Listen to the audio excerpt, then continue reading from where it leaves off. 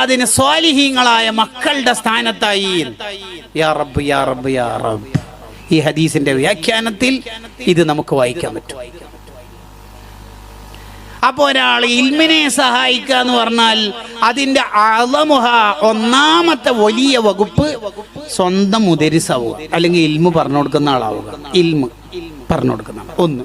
രണ്ടാമത്തത് ഇൽമിനെ സഹായിക്കലാണ് ലോകത്തെ ഏറ്റവും വലിയ സദഖ എന്ന് പറഞ്ഞല്ലോ.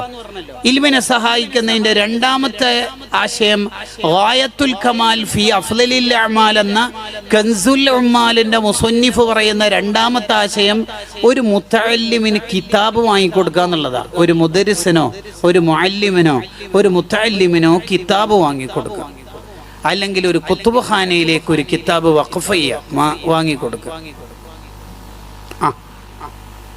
കണ്ടോ? ഉദാഹരണം പറഞ്ഞാൽ